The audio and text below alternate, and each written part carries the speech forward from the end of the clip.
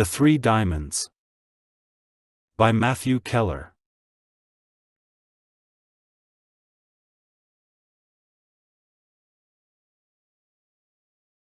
Chapter 7.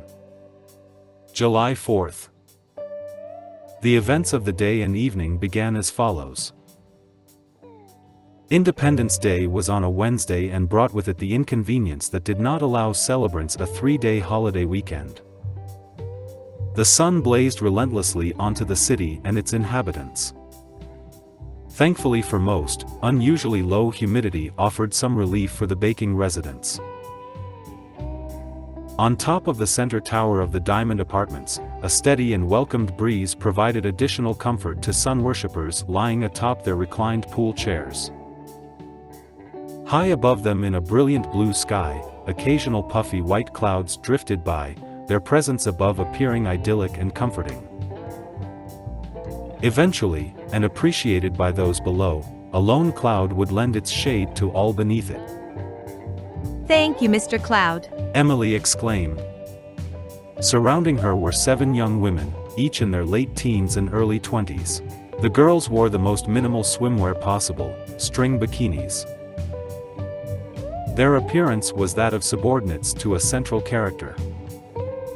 The women wore the swimwear confidently, knowing that they made the bikinis look good. Emily, though, was the girls' ringleader. She was their queen bee. She had the advantage of incredible good looks and curves to die for, and she flaunted all of them with authority. None of the other girls lacked for anything, but Emily was special. They knew it, and so did she. Not a girl in her circle of friends was the least bit resentful towards her, though. They wanted to be Emily. Emily Reagan was startlingly beautiful. Of average height, all averageness ended there. With long jet black hair, it flowed seductively down her mid-back. It was straight while reflecting a faint blue sheen in the afternoon sunlight. An inner light from within her also shined for all to see. Emily was a young woman who required no makeup yet looked stunning nonetheless. Much of that came from her dazzling blue eyes with gasp-inducing effect. Her facial features were soft and round with no imperfections. Her natural blessings were uninhibited, and her shape was seemingly granted by the gods. An early bloomer, her bodily dimensions and proportions impressed all fortunate to behold her. Emily was a frequent nude sunbather when and where possible, and the perfection of her tan was indisputable. In her black, barely there, bikini, her deep, rich shade glistened with sunscreen and perspiration in the sun's heat and light. Her friends often sighed in admiration. All the girls were enjoying their time poolside, relaxing, smoking, drinking, and listening to their favorite tunes on Emily's portable radio. "Emily, how much longer till the boys get here?" Sherry asked impatiently. Emily looked at her delicate wristwatch, considered the time, and replied, "I thought they'd have been here by now." Susan then stated with a smile, "I hope soon. My vagina aches." All of the girls laughed wickedly. The lifeguard on duty smiled widely in her corner workstation on the other side of the pool. Her reaction was not missed by Emily. "Rose, when do you get off work?" Emily inquired. 10. "When you do, come by my apartment. The party won't end, I promise." Okay, I'll be there. "Bring alcohol, please." Melanie added. Sure thing.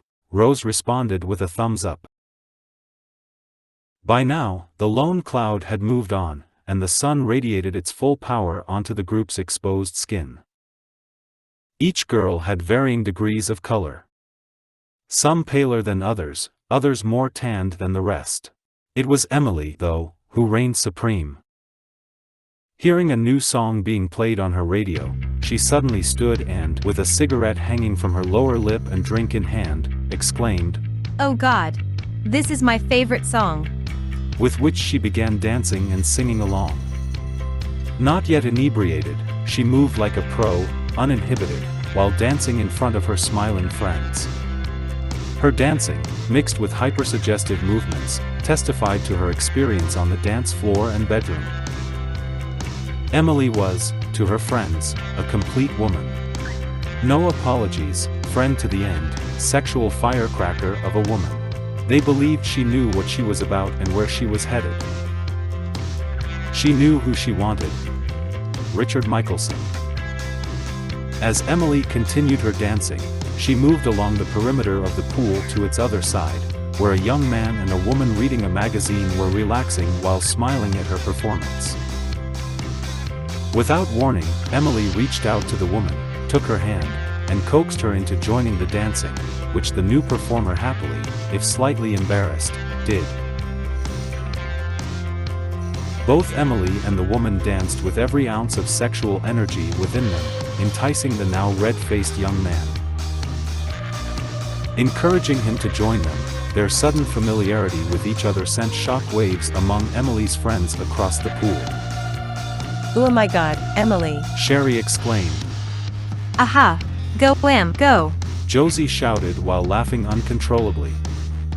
With that, all the girls stood and danced as well while Emily and her new friend finally convinced the young man to stand and join them. All of Emily's young friends went completely berserk at the sight. Yes, get him, Emily! Jade shouted.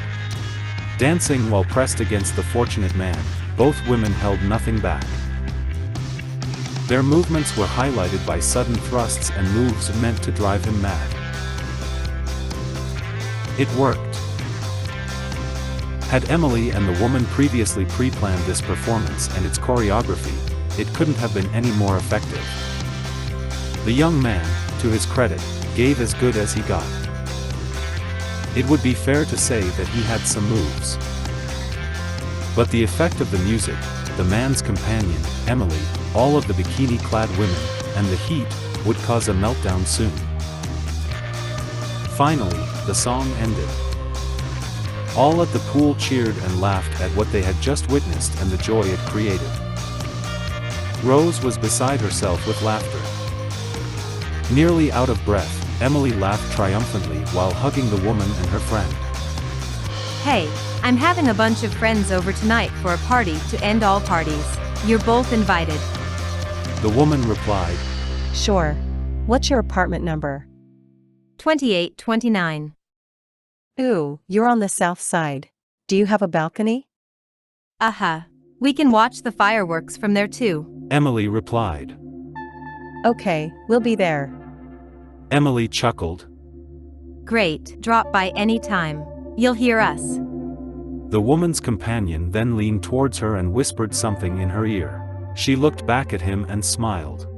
Okay, sure. We're gonna go now. She stated to Emily. Her look into Emily's eyes was instantly understood. During this time, the young man had gathered the pair's few belongings and smiled as he waited to leave. His friend nodded, gave a slight wave goodbye and said, Bye, Emily. As both Emily's new friends walked towards the pool exit, she asked loudly, Hey, you know my name, what's yours? Oh, I'm Kate. This is Philip. Both waved goodbye to the group at poolside as Philip opened the glass door of the exit. Have fun. Rose stated to the pair while looking over the top of her sunglasses. I plan to. Kate replied with a devilish grin. She then joined Philip through the doorway and out of sight. Rose then smiled, knowing that they would not be coming to Emily's apartment. Something that Emily was fully aware of as well. Michael, Martin, and 3 of Martin's additional friends arrived at the Diamond Apartments at 1:51 p.m. Michael had met Martin's friends several times before. Since Martin's family had moved to St. Louis County, he had naturally gained new friends in school and in his wealthy neighborhood. Despite Michael's general opinion regarding people in St. Louis County, these 3 to him seemed like reasonably nice guys. Daniel, Robert, and Eric were the same age as Michael and Martin. They and Martin had all graduated from the same high school. Michael graduated from Roosevelt High School near his home in the city. All 5 boys had crammed into Martin's car for the trip to Emily's apartment. The car was a graduation gift from Martin's parents. It was a 1982 Camaro Z28, bright red with two-tone gray paint and automatic transmission. Emily also received a Z28 which was painted all black. Unlike Martin's, her car was equipped with a manual, stick-shift transmission. Zipping into the Diamond Apartments driveway, Martin stopped his car near the center tower entrance. "You 3 go ahead," Martin stated to the trio in the back seat. "Me and Michael park and meet you upstairs." Michael, seated in the front passenger seat, opened his door, and then stood to let the 3 young men out of the 2-door coupe. Once they had exited, Michael rejoined Martin in the car, quickly closed the door, and they headed towards the parking garage gate. Martin claimed a parking ticket from its dispenser, the gate opened, and they entered the garage. Martin drove his car slowly through the underground garage, past car after car parked in the facility. Since it was a holiday with major events in the downtown area, every space seemed occupied. Winding their way deeper into the facility's lower levels, their prospects didn't look good for an available parking space until one at last was found. Once parked, Michael got out of the vehicle and headed back up the ramp he and Martin had just come down. "Whoa, wait Mike," Martin stated, raising his hand to get Michael's attention. Michael looked at him with a puzzled face born of ignorance. Martin then pulled a chrome-covered key from his right front pants pocket. "Why walk all the way back up to the front entrance when we have a key? Em gave me a spare to her apartment, which means we have access to the building through the garage," Martin revealed while then pointing at a blue-colored door with the words, "Central Tower," printed in white on it. Corrected in his wrong assumption, Michael dutifully followed Martin across the darkened garage.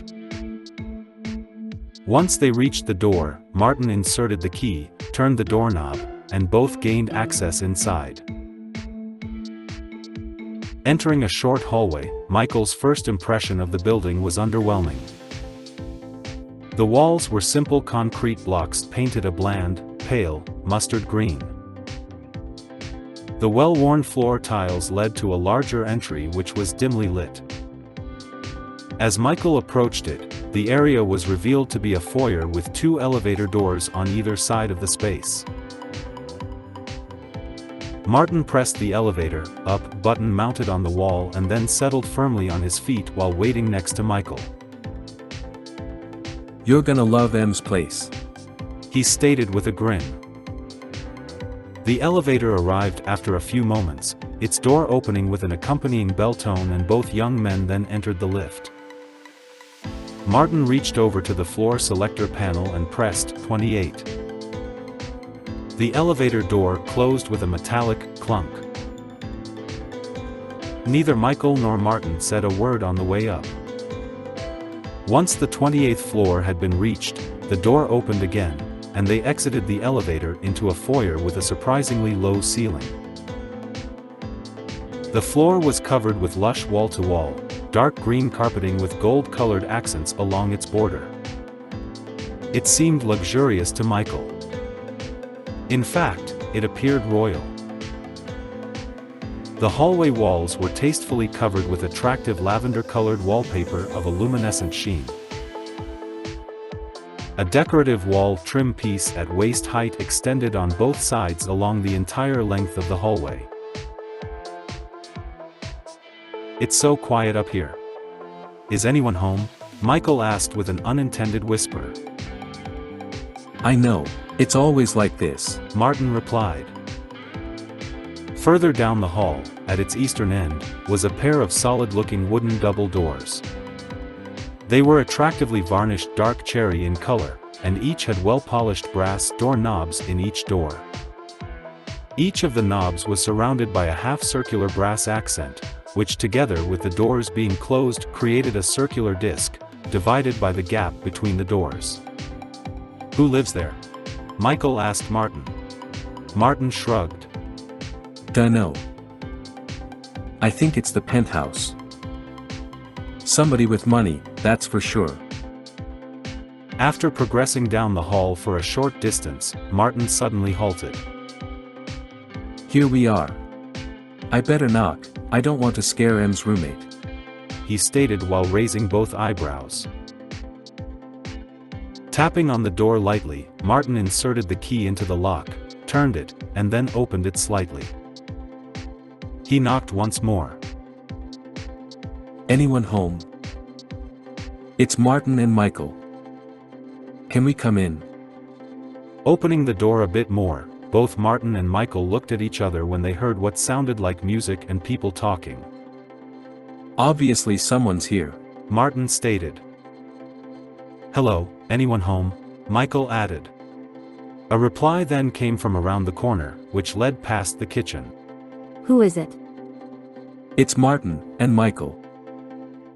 Before he had finished his sentence, a beautiful blonde-haired woman wearing a day-glow orange bikini covered by a sheer blouse, came from around the corner, stopping abruptly when encountering the two young men.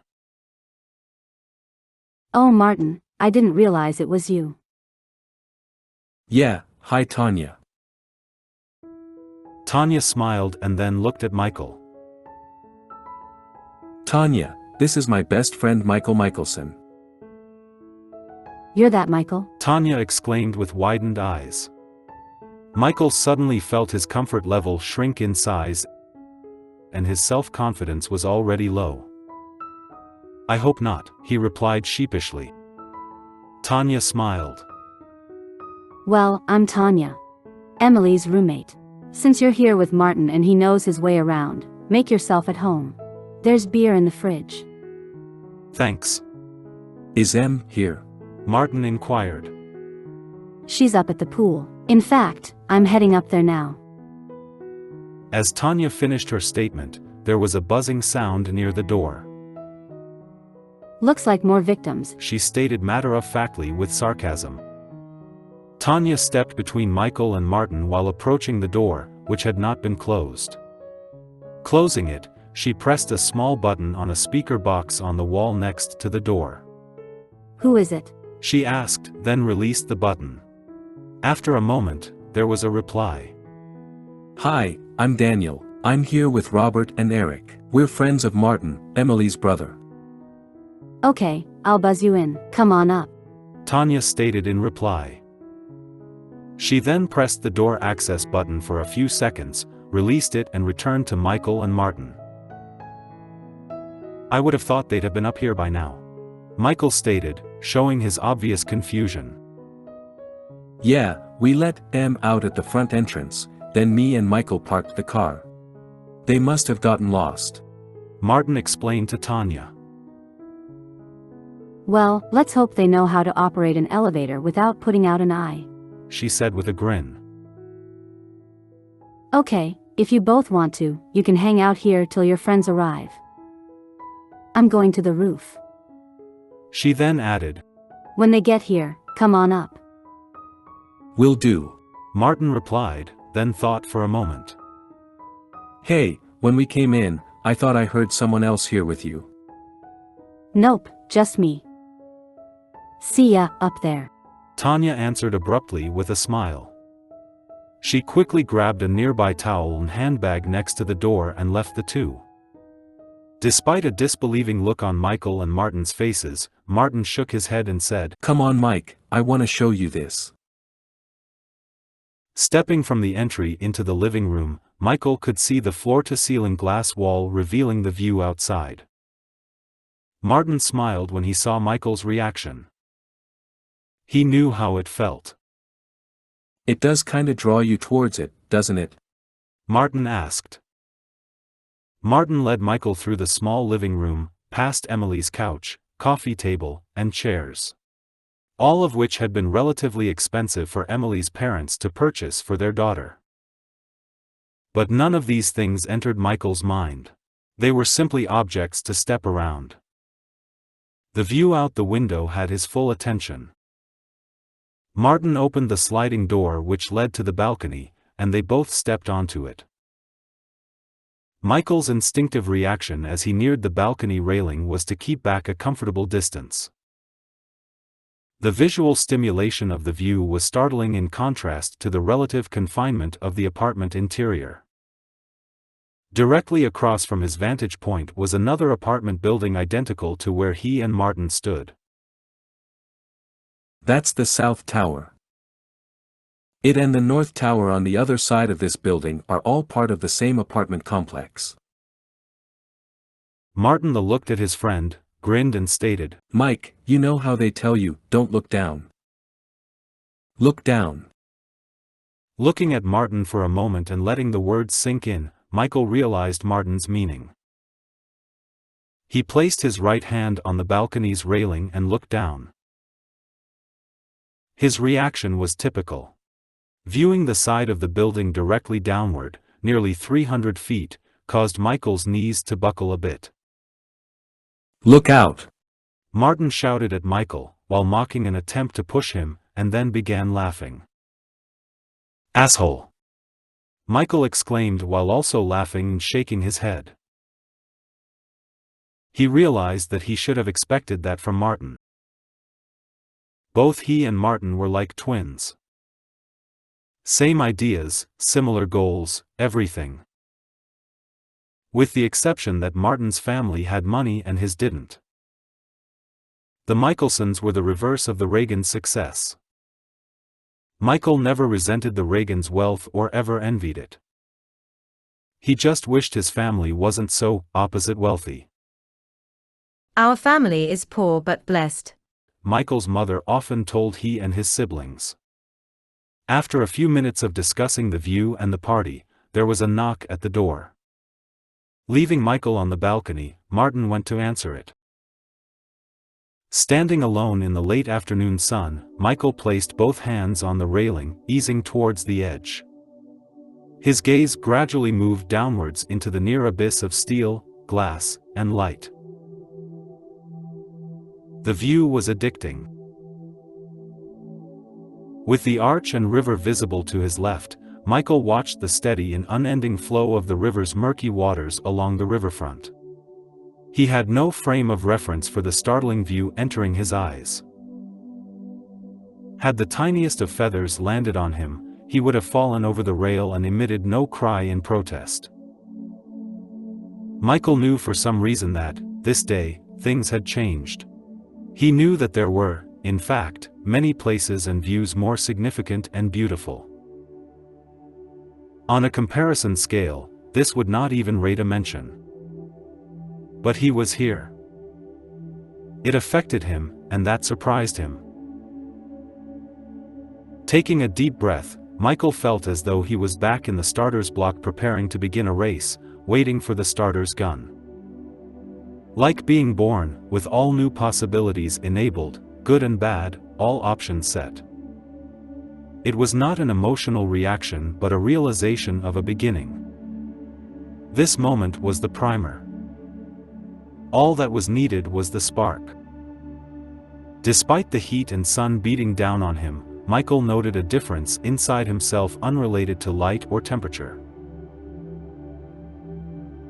Michael then remembered a conversation between the four college men in Martin's car about a philosophy class they had each taken. Most of it involved a German philosopher. Michael had heard of him before, but the mental gymnastics involved in the debate in Martin's car made him wish he had stayed home. He was concerned entirely with meeting a girl. Any girl at the party who hadn't heard of him or the curse Emily had placed on him. Not philosophy. Michael was then jarred from his pondering by a disturbance behind him. Robert shouted from the apartment entrance. Let's go, Michael. The beer's here, so let's get this party started.